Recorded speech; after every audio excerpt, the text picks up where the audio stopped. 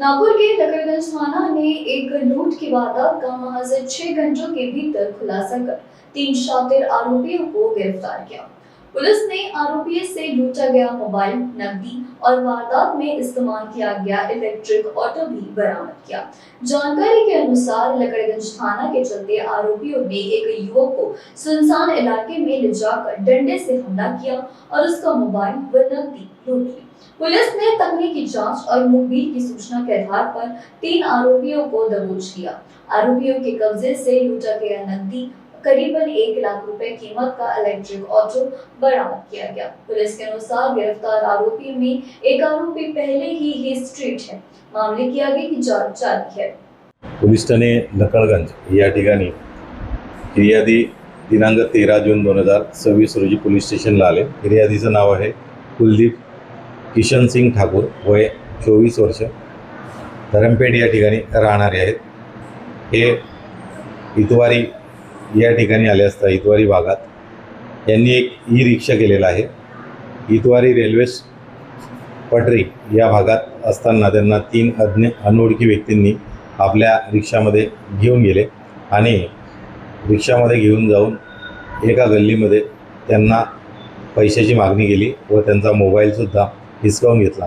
त्यानंतर त्यांनी त्याला लाकडी दांड्याने मारहाण केली, अशी रिपोर्ट पोलीस स्टेशनला कुलदीप सिंह यांनी दिली। त्यावर त्वरित DB पथक व वरिष्ठांना माहिती देण्यात आली। घटनास्थळी ठिकाणी जाऊन पाहणी केली असता ती मोडस जी आहे ती आणि जुळते मिळते आरोपी यावर DB पथकाने चांगली कामगिरी केली आणि जे 3 अनोळखी इसम होते त्या तिघांचाही शोध घेतला। त्यामध्ये शेख वसीम शेख हासिम हा रेकॉर्डवरील गुन्हेगार आहे, जो यशोधरानगर येथील आहे।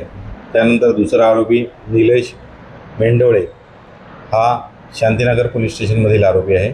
शेख वसीम उर्फ अकरम मोहम्मद रफीक, वय 38 वर्ष, टिमकी तहसील पोलीस स्टेशन, असे 3ही आरोपी वेगवेगळ्या पोलीस स्टेशन जे आहेत त्यांना पोलीस ठाणे लकड़गंज यांनी अटक केलेली आहे। या गुन्ह्याचा सखोल तपास सुरू आहे। यामध्ये त्यांनी गुन्ह्यात वापरलेला ई रिक्षा किंमत 1 लाख रुपये, तसेच जे पैसे हिसकावलेले होते ते आणि मोबाईल अशा वस्तू संपूर्ण 100% मुद्देमाल गुन्ह्यामध्ये रिकवर करण्यात आलेला आहे। यामध्ये उल्लेखनीय कामगिरी पोलीस ठाणे लकड़गंज येथील DB पथक शेख API शेख अजहर व क्राइम पोलीस निरीक्षक मनोज चौधरी व DB टीम उमाकांत आणि धायवट या टीम यांनी केलेली आहे। याबाबत